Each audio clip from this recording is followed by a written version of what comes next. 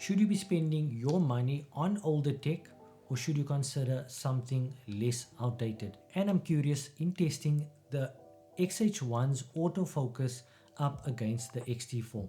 Hey guys, welcome back to the channel. Now just a quick background, this is my second Fujifilm X-H1. I've had one, I've sold it, and I've reacquired a used one just under a year ago. Now like the 35mm f1.4 from Fuji, you will know once you've used it and you've sold it, believe me when I say you are going to miss it. So in this video, we're going to look at what makes the XH1 so special in 2025 and beyond. Let's just start off with cost. In South Africa, you can pick up a used XH1 for anything between 9.5 and 11k, and that will give you a body, a battery grip, and possibly a couple of batteries depending where you're purchasing it from. Now let's call it 10.5k. Now if you look at any of the competitors in the APS-C line in that same era, we're probably going to get any of the A6000 series, not even a 6600, because you know it's way more expensive than the Fujifilm X-H1. In the Canon lineup, you're probably looking at a M50 and possibly today the Canon R50, which I maintain is not comparable to the X-H1 in this price range. Reason I'm saying that is pro level specs in the X-H1. Even comparing to the 6000 series, you're not getting dual card slots, you're not getting a weather sealed body, and you're not getting 1/8000 mechanical shutter. So spec for spec and price for price, you cannot beat the XH1 in the APS-C line in 2025. So the other reason you're going to be looking at the XH1 is for the sensor. Now as we all know, the XH1 has a very special sensor, and I can attest to that. I've used the XT2, it's got a similar sensor, but the reason for me choosing the XH1 over any of the other Fuji bodies with the sensor is IBIS. Internal IBIS on the XH1 is fantastic. The reason I say that is because I'm able to use any of my vintage primes with IBIS on this, my FD primes. I've got the 35-105, the 28mm 2.8, the 50mm f1.4, and 70-210 f4. And I absolutely love pairing those, or having the ability to at least pair those lenses with the XH1. And that's the reason why I chose the XH1 over the XT2. Now for the video lovers, the Fujifilm X-H1 is able to shoot up to 4K 24-25p with a minor crop. It has the ability to shoot f-log internally. I think that was added in a later update on the X-H1. I believe the XT2 has that feature as well. However, benefit over the XT2 is that the X-H1 shoots up to 200 megabits per second. Although it's 8-bit, it shoots up to 200 megabits per second. And let me tell you, that's even more megabits per second than the Sony A7 III. Now, not downing the Sony A7 III, I absolutely love that camera as well. I don't have it anymore, but it shoots the Sony A7 III, the ZV-E10, the A6400, the A6000 series. They all can only shoot to a maximum of 100 megabits per second, also in 8-bit. So we've got benefit over here with shooting 200 megabits per second in 8-bit. So what does that give you? Just more leeway in f-log to grade your push and pull your colors. Basically, you're not getting 10-bit, but you are getting a decent file to push and pull your colors. And then, like I said, you've got f-log, you've got Eterna. You can shoot up to 1080 or full HD up to 120 frames per second. It's not the best of quality, but at least it is there. And then obviously you can also, you know, set this up. You can put an external monitor on this, and you can externally record at 422 8-bit. I'm not too sure if it does 10-bit externally. And this is where we're going to test the XT4 up against the XH1 in terms of autofocus. The autofocus on the XH1 is not too bad, but I don't think it compares to the XT4. But for, like I said, for the price that you're getting this unit for, I think it's well worth it. I think it's well worth it.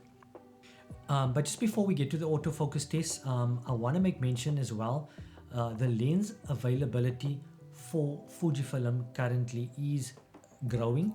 And if you look at when this unit was released, we never had the lens availability for Fujifilm like we have it today. I think back in the 2017, you only had your Fujifilm lenses. I think you only had your. I can't think of any other brand that made lenses in 2018 for Fujifilm. I think there was a Samyang 12mm f2 lens back in the day, the manual lens that you could also use on Fujifilm. But thereafter, Viltrox is making lenses. You've got all your Viltrox lenses. You've got your Tamron zooms, your 17 to 70. You've got your 18 to 55, which I think is a perfect lens for the XH1. Reason being the IBIS in the XH1. So you've got the 18 to 52.8 tiny lens that'll fit perfectly on the XH1, because the XH1 has IBIS. If you've got the XT2, then you're probably going to be looking at the Tamron 17 to 70, which has built-in stabilization. So for the XH1, you've got a variety. For Fuji, you've got a variety of cheap, affordable lenses for your XH1. So you could pair this up with your Viltrox primes, with your Sigma primes, the trio, the 23, the 23, the 30, the 56, as well as the 16, and there's a new Sigma now out as well. And you've got all the Viltrox Air lenses that you could also pair up with this. And I reiterate, with built-in image sensor stabilization. That is another benefit of the Fuji system as a whole, not only the XH1, but being able to obtain all of those cheaper lenses for the Fujifilm. And we've got TT Artisan now as well, even more cheaper, the TT Artisan 23mm 1.8, the 35mm one. I think you can have those lenses in South Africa for less than $3,000, a brand new autofocus f1.8 prime for less than $3,000. And I think in South Africa, you can primarily find them on Camera World. So let's get to the autofocus test, and after that I'll give you my final verdict on the XH1. Is it worth your money or not? Okay, so we're on the Fujifilm X-T4 35mm on the 16 to 55 f2.8 auto exposure standard picture profile 35mm.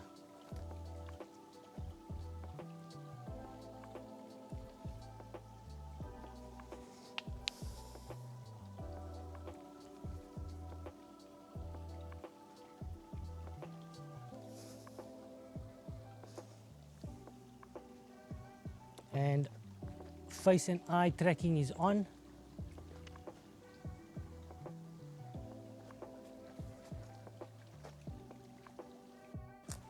Jump out of the frame.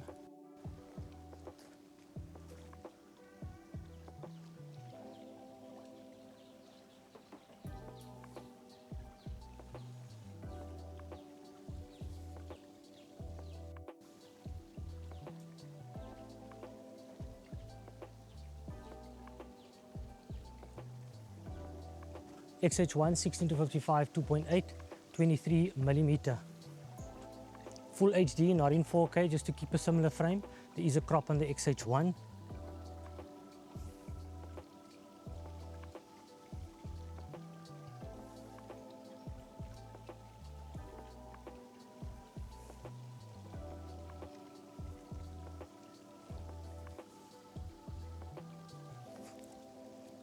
Jeez, B.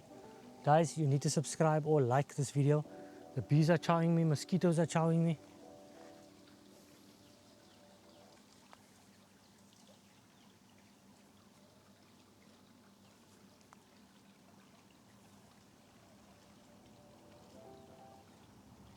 Let's see how tracking works. Okay, let's go to 35mm.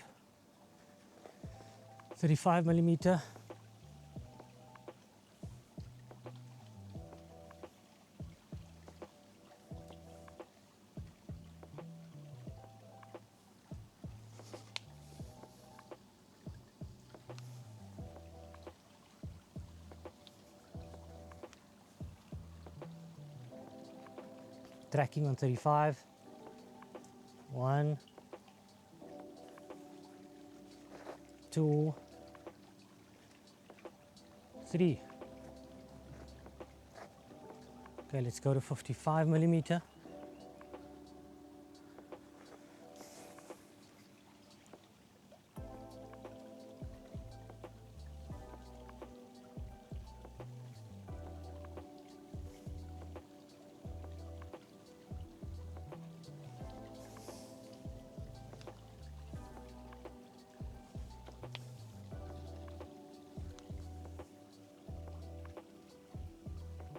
Tracking.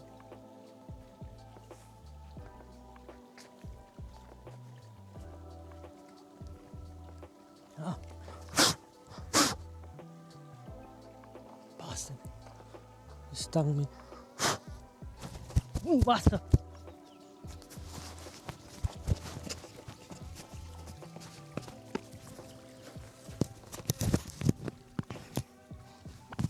Jeebus. So quickly, what I forgot to mention in this video is I don't want to make a follow-up video on things I dislike about the XH1. There is not many things that I dislike about the XH1, but the main thing for me on the XH1 is how can I show this to you now? Gee whiz. The spongy, let's get focused there. There we go. The spongy shutter release button. It's quite spongy and it doesn't give you that nice tactile feedback, you know, that you get on all the XT lines.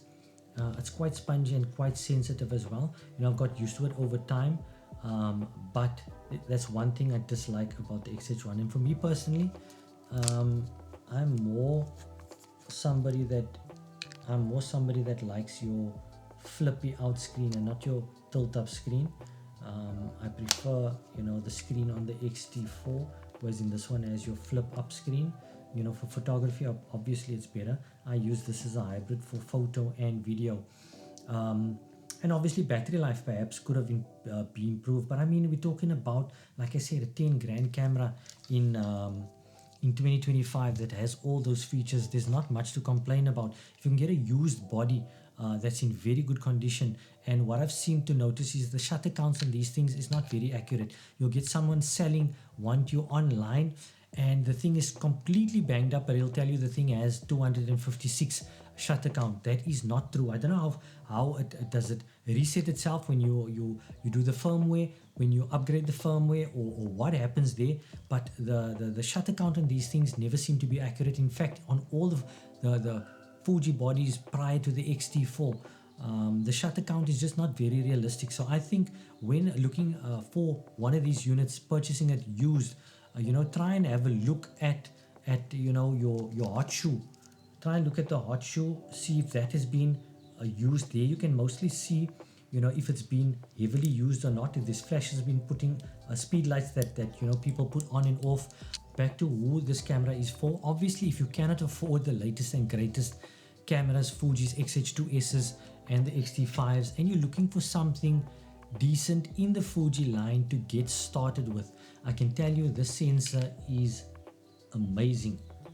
The XH1 sensor, like everybody will tell you, is one of the better sensors on the market. What I've noticed is that compared to the XT4 though, compared to the 26 megapixel XT4, the resolution on the XH1, one would think that 24 and 26 is not very far apart, but the resolution on the XH1 is not as good as the XT4, but image quality is very similar.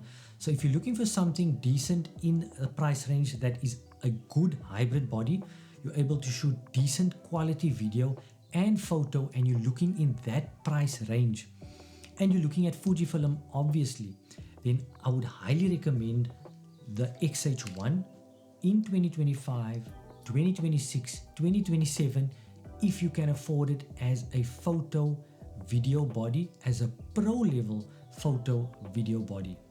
So that's my take on the XH1, guys. If you've got any comments, drop them down below. Thanks for watching. Peace out till the next one.